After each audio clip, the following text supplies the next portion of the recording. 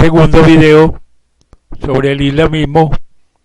Vamos a continuar analizando las enseñanzas de Mahoma, tal como veníamos haciéndolo con otras tantas religiones. Como siempre nos vamos a guiar por un libro llamado Las 7 grandes religiones de la filósofa inglesa Anna Besant. Como ya hemos dicho, ella fue directora de la Sociedad Teosófica durante 30 años y de sus conferencias y conversaciones se publicaron más de 300 libros y folletos. La Sociedad Teosófica fue fundada por la señora Helena Blavatsky, quien es autora de ese maravilloso libro que se llama La Doctrina Secreta. Pero volviendo a nuestro objetivo, veamos lo que sigue diciendo la señora Besant con relación al islamismo.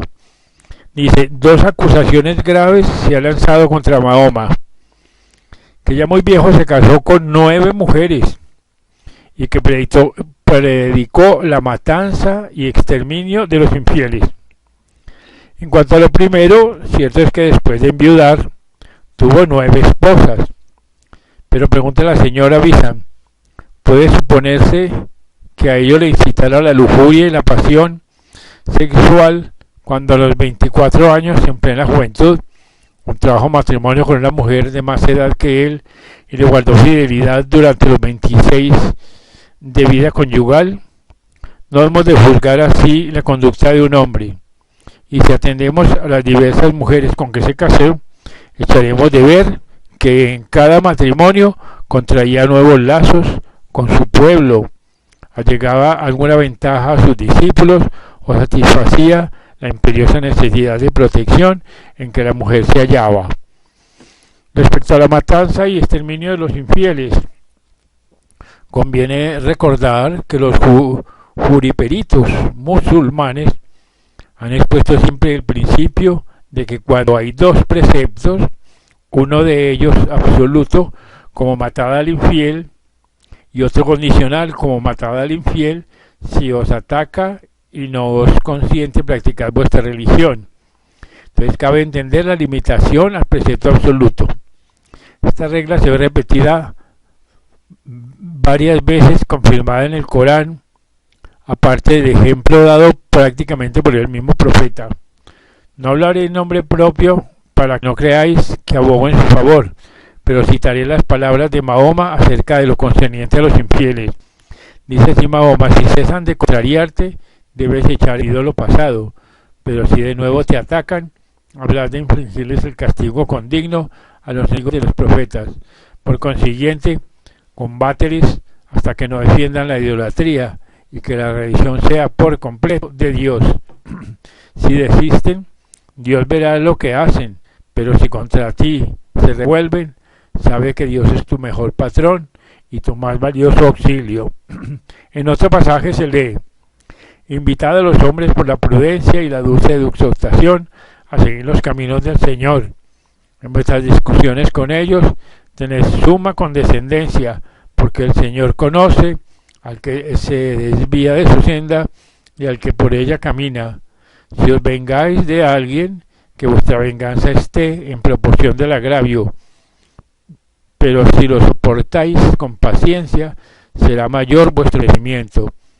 Ellos os llevaréis pacientemente la enemistad que se os haga, pero no os aflijáis por causa de los infieles, ni os inquieten sus tramas sutiles, porque Dios está con quienes son justos y le temen. Y además decía: no hagáis violencia alguna en lo tocante a religión. Si abrazan el Islam, irán seguramente encaminados, pero si no quieren abrazarlo, solo te toca orar. El profeta define con mucha precisión el infiel diciendo: los infieles son hombres que obran injustamente, es decir, aquellos cuyas acciones son malas, y no los que viven fuera de la religión mahometana, porque según luego veremos, el Islam en la vida del profeta no se contraía únicamente a los adeptos. Si se apartan de vosotros y no os combaten, sino que os brindan paz, Dios nos consiente que les prendáis y matéis. Y pregunta la señora Besant: ¿es justo olvidar estas doctrinas expuestas en el fragor de la guerra y de la presión y en cambio recordar tan solo las frases pronunciadas para excitar a los menos a combatir contra los más, como cualquier general pudiera pronunciarlas antes de la batalla. He ahí en qué términos expuso el profeta sus preceptos absolutos. Veamos ahora cómo su propia conducta corrobora sus enseñanzas. No recibió agravio que no olvidase, ni injuria que no perdonara. Oh hermanos míos, no miréis a semejante hombre a través del velo de los prejuicios. Toda religión tiene sus defectos, y en la conducta de todo hombre hay extravíos. Discípulos ignorantes suelen obrar en desacuerdo con puntos en que el profeta expuso la verdad. Por lo tanto, juzgad una religión por sus mejores, no por sus peores ministros. Aprenderemos a amarnos unos a otros como hermanos y no a odiarnos como mojigatos y fanáticos. Pasemos ahora a la vida del fundador, que no es lícito ignorar, porque la vida del fundador es nervio y entraña la relación respectiva al estudio de la doctrina islámica. En primer lugar, advertimos la unidad de Dios, cuyo dogma es común a todas las religiones. Singular respecto a este punto es la del profeta árabe, es que concebía a Dios como rey, soberano y legislador, es decir, como nosotros concebimos a Isvara, el supremo Logos.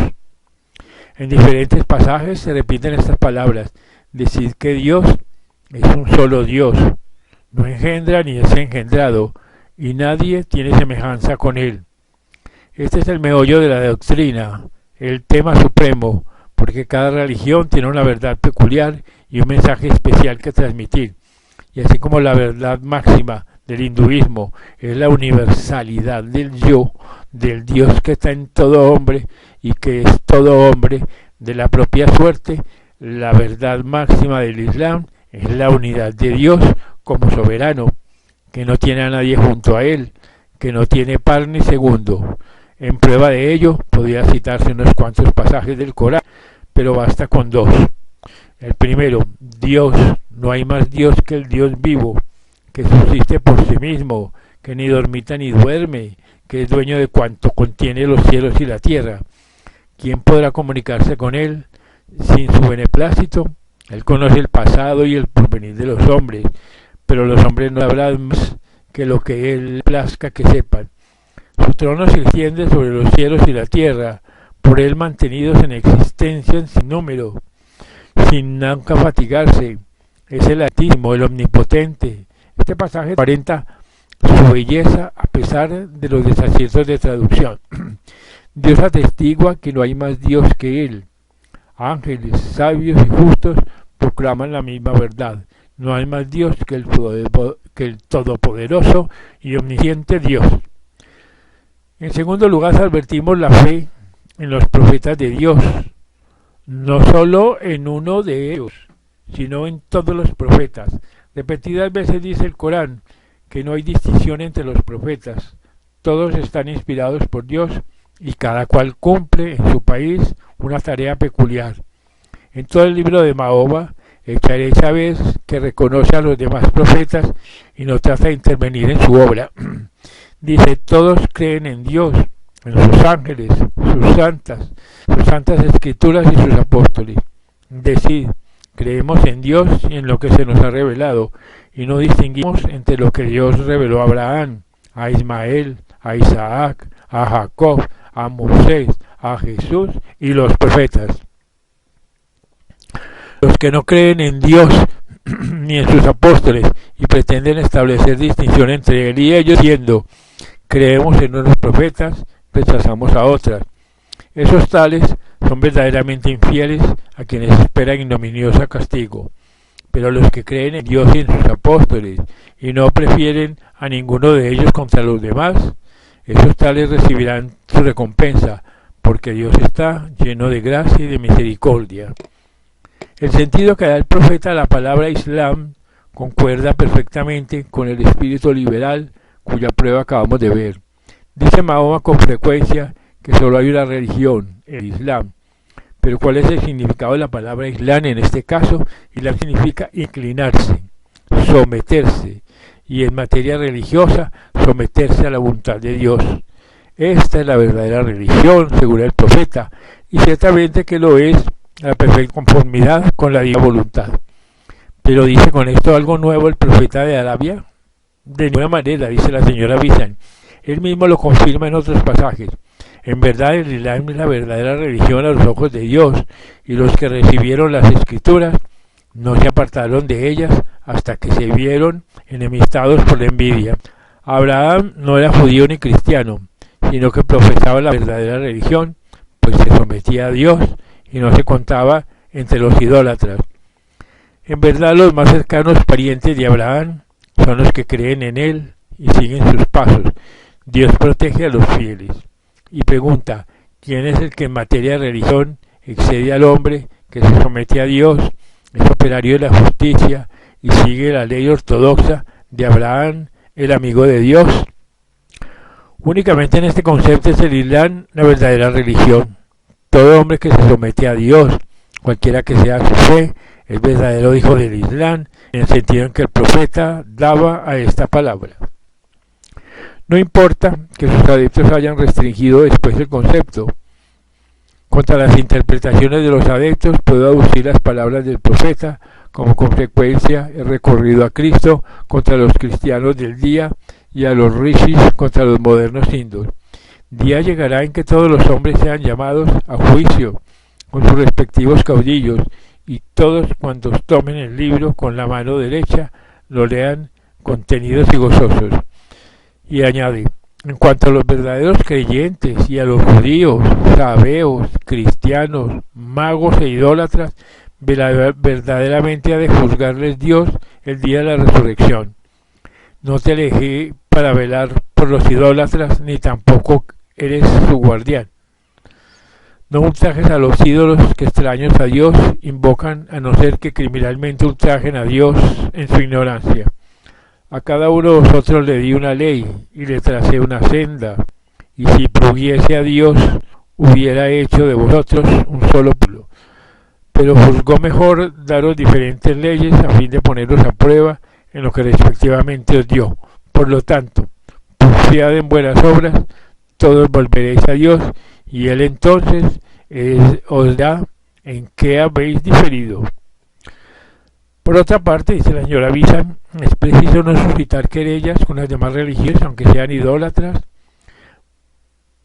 porque todos comparecerán ante Dios el último día y Él les explicará su desacuerdo. He aquí la gran verdad, la frase sobresaliente del mahometanismo: todos volveremos a Dios.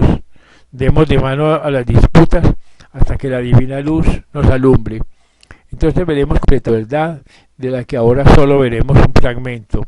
Demos de mano a las disputas, como el Corán ordena, hasta que el Divino Espíritu ilumine a todos los hombres, de modo que vean la común unidad de las innumerables religiones.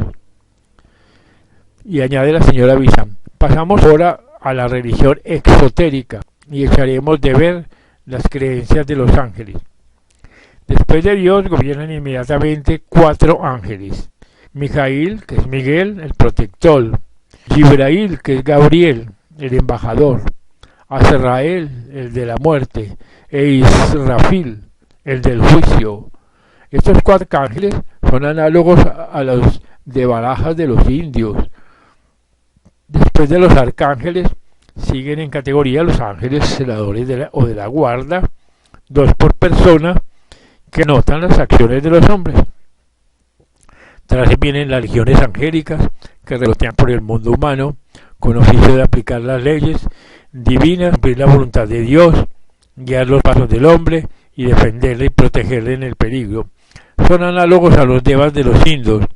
Llegan por último las órdenes inferiores, los elementales inferiores de los teósofos, divididos en 7 categorías correspondientes respectivamente a cada uno de los elementos, según enseñan las ciencias ocultas.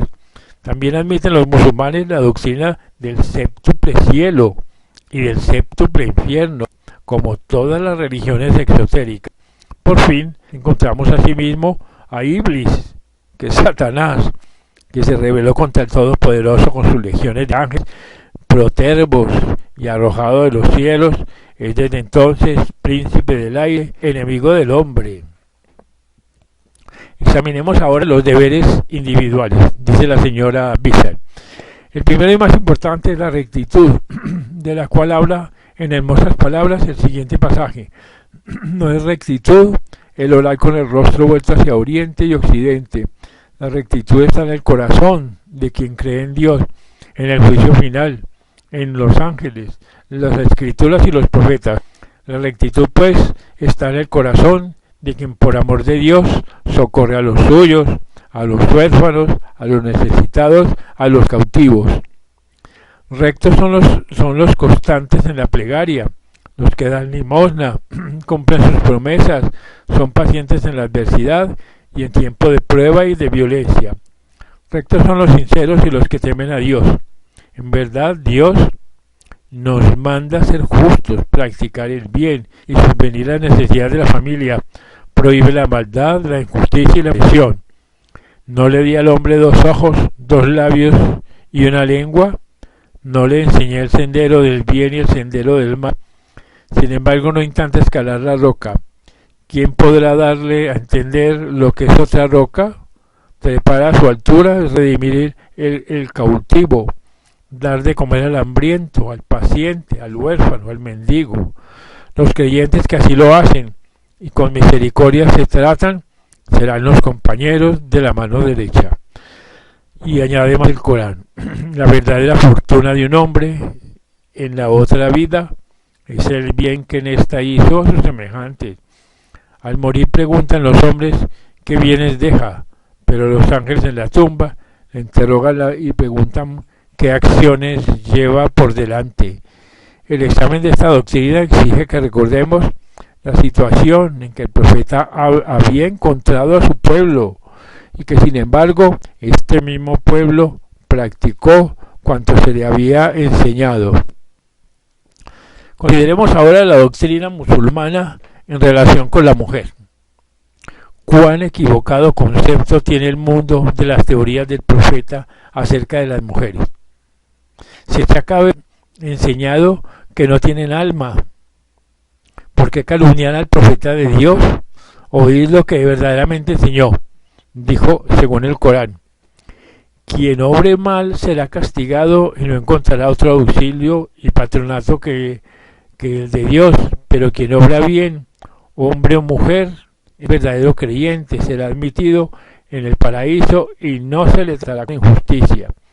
En verdad, los musulmanes de ambos sexos y los verdaderos creyentes de cualquier credo que sean, y los hombres devotos y las mujeres devotas, y los hombres sufridos y las mujeres sufridas, y los hombres humildes y las mujeres humildes, los que de cualquier sexo que sean, dan limosnas, y los hombres que ayunan, y las mujeres que ayudan, y los hombres castos y las mujeres castas, y los que de cualquier sexo que sean, piensan a menudo en Dios. Para ellos tiene Dios reservado el perdón y grandes recompensas.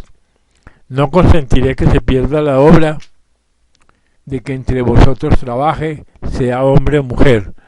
Cada uno de ellos procede del otro. Además, el profeta cuidó de infundir gran respeto hacia la mujer. Decía, oh hombres, tened a vuestro Dios que os creó descendientes de un solo hombre, del cual creó a la mujer, y por ambos multiplicó el número de hombres y mujeres. Temed a Dios en nombre de quien os imploráis unos a otros. Respetad a las mujeres que os han engendrado, porque Dios vela por vosotros. Y añade, el alma del hombre es naturalmente inclinada a la codicia, pero si os portáis bien con las mujeres y teméis agraviarlas, Dios sabe cómo obráis. Así que las enseñanzas del profeta no se limitaban, sin embargo, a generalidades. La ley de herencia con respecto a la mujer es mucho más justa y más liberal que la vigente en la era cristiana. Inglaterra hasta hace unos 20 años. La ley musulmana relativa a las mujeres puede servir de modelo. Estaban protegidas en su propiedad y no podían quedar privadas de una parte de la herencia de los padres, hermanos o maridos. Pero se dirá, ¿y la poligamia? He aquí el error no concerniente a la mujer. Es cierto, pero ¿cómo viven quienes así juzgan? ¿Acaso olvidan que esta ley se promulgó para un pueblo sumido en el más grosero libertinaje, que de aquella suerte quedó restringido a un límite de 4 mujeres? Dice el Antiguo Testamento que Polígamo era el amigo de Dios, el hombre que obraba según el corazón de Dios. Además, el Nuevo Testamento solo prohíbe la poligamia de obispos y diáconos, de quienes se dice que solo tengan una sola mujer. También encontramos la poligamia en los antiguos libros indos. Es tan cómodo señalar defectos en las creencias ajenas, pero ¿cómo se atreven los occidentales a despotricar contra la poligamia restringida de los orientales si entre ellos predomina la prostitución? Por ahora solo observan la monogamia en el mundo de hombres puros de todos los países. Así pues, no es monogamia tener una mujer legítima y concubinas encubiertas. Al así, no trato de atacar nada, sino que los hombres se hagan mutua justicia. Un solo hombre y una sola mujer, he ahí el verdadero matrimonio. Malo es lo de esto se aparta, pero la mayor parte de los hombres no son todavía bastante puros para ello, y tal vez la poligamia oriental, que cuida, protege, alimenta y viste a las esposas, sobrepuja en las balanzas de la justicia a la prostitución de Occidente, que toma a una mujer para deleite de los sentidos y la echa a la calle luego de satisfecho el gusto. Confesad que ambas cosas son malas, pero no permitáis que el cristiano vitupere al musulmán por un pecado que uno y otro tienen. La poligamia es mala, hermanos musulmanes, y recordad que vuestro profeta no ordenó que más segunda mujer. Era impensable que pudiera quererla tanto como la primera y tratarla con igualdad y justicia. Pero ¿qué hombre puede amar a mujer con el mismo amor y la misma justicia? Sin esta condición no permite el profeta más de una mujer, y me parece que la estableció a fin de que la monogamia fue sustituyendo poco a poco a la poligamia hasta suprimir de su religión tamaña vergüenza. Y añada la señora Villan, una sola cita probará que a los hijos se les infunden sentimientos de ternura respecto a los padres. El Señor te ha mandado solo a él adores y que demuestres cariño a tus padres.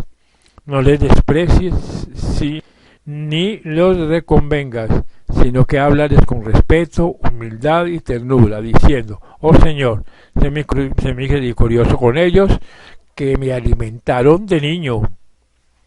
Y que justicia y liberalidad se advierte en el trato de los esclavos. Dice así el Corán, si alguno de nuestros esclavos desease acta de rescate, levantádsela vosotros mismos, si no conocéis que es de caridad, y dadle parte de las riquezas que Dios os dio. Veamos ahora cuáles son los deberes personales que Mahoma prescribe. Primero, recitar cotidianamente el Kalima o profesión de fe que dice, Dios es Dios y Mahoma su profeta. Segundo, la limosna, en granos, frutos, mercancías, ganados, especies o dinero destinado a los extranjeros, pobres, huérfanos o cautivos.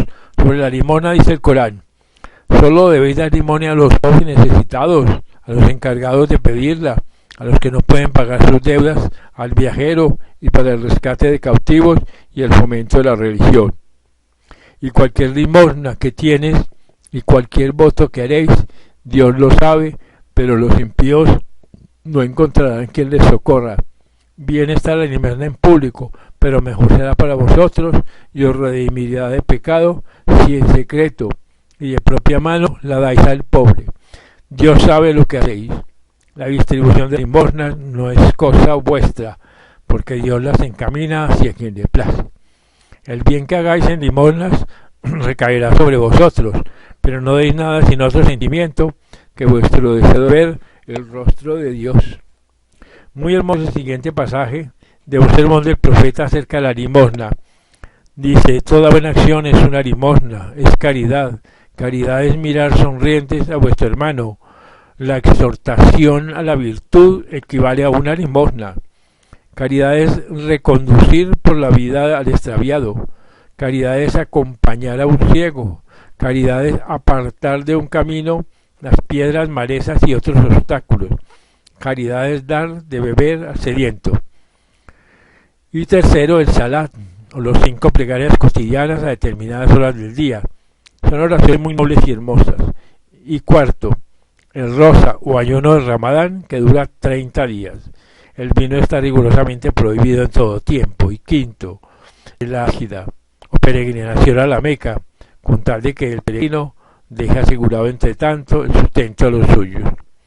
Prescindiendo por su poca importancia de la gran división de los musulmanes en sunitas y chiitas, así como de la cuestión de los imanes, pasemos ahora a tratar de la filosofía muslímica, dice la señora Bizan, porque si en el moderno Islam hay algo desdeñable, no hay en cambio términos lo suficientemente enérgicos para describir lo que fue el Islam en tiempos de pujanza mental.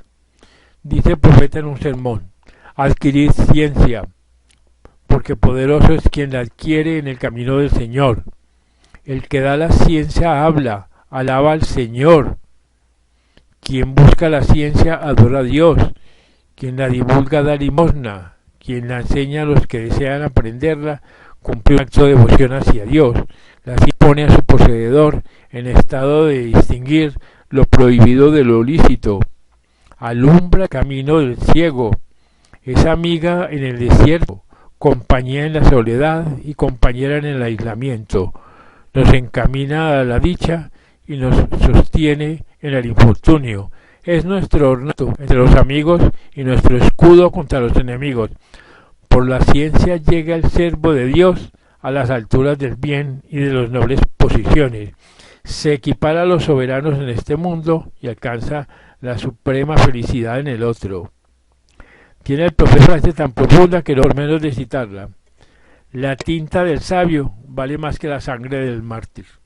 Sorprende esta declaración en un profeta porque los mártires derramaron sangre, y sin embargo, cuán verdadera. El bien amado Alí, yerno del profeta, fue el inspirador de toda la doctrina del Islam y el manantial de que brotó su maravillosa erudición. Enseñaba en el fragor de los combates e insistía continuamente en exhortar a los jóvenes al estudio para que aprendieran y dominaran las ciencias, con preferencia a toda otra cosa. Describe allí la ciencia de un modo que vale la pena de recordarlo. La luz del corazón es su ciencia, la verdad su principal objeto, la inspiración su guía, Dios su inspirador y la palabra humana su instrumento. Pocas descripciones de la ciencia tan bellas como esta han salido de los labios del hombre.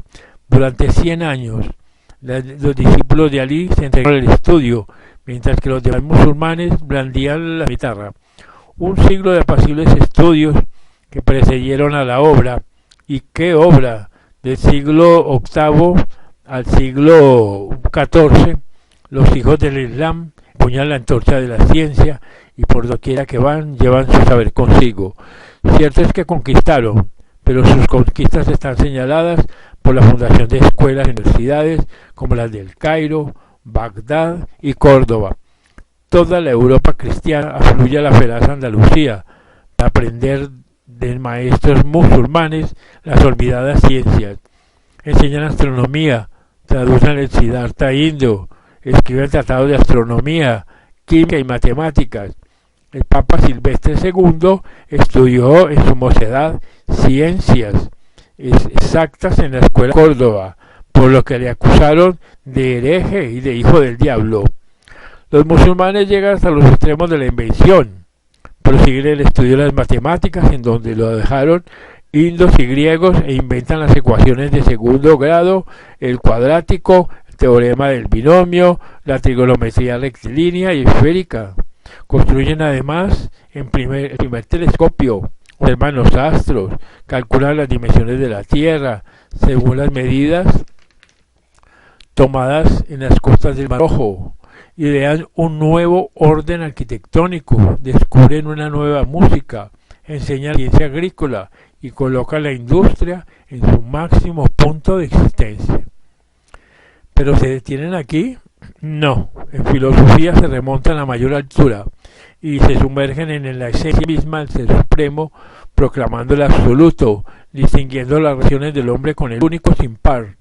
Exponen la identidad del espíritu humano y del espíritu divino, abarcan espacio y tiempo, y su metafísico estilo cerebro descubre las más admirables verdades filosóficas, el Vedanta puro de los hindúes, al cual converge toda ciencia, así que los nombres de Ibusina y Burrus prevalecen ahora sobre todos los demás. Tal fue durante 6 siglos la explosión de ciencia que levantaron los pasos del profeta. Si todos los hermanos del Irak quisieran traducir a los idiomas modernos las obras maestras de sus grandes hombres, ojalá quisieran enseñárselas a sus hijos e instruirles en el conocimiento de su propia filosofía. Entonces colocarían el hombre del Islam en lugar preferente entre las filosofías del mundo. Todo musulmán culto debía conocer esta filosofía, como el hindú conoce el Vedanta, a fin de justificar a su profeta ante el mundo intelectual. Y añade la señora Visa: dije antes que toda religión tiene su aspecto místico, y por lo tanto también la tiene la del Islam. Ali fue precursor y sus discípulos los mantenedores del movimiento místico. Al año siguiente de la vida de la Meca, se reunieron 45 hombres de espíritu sencillo con propósito de servir a Dios y a su profeta, vivir en comunidad y observar prácticas ascéticas. Este fue el germen del sufismo o aspecto místico del Islam. Total que esta es en parte el segundo video sobre el islamismo. En el tercero y último vamos a ver la parte mística del Islam, que también es musulmana y enseña grandes verdades sobre la religión.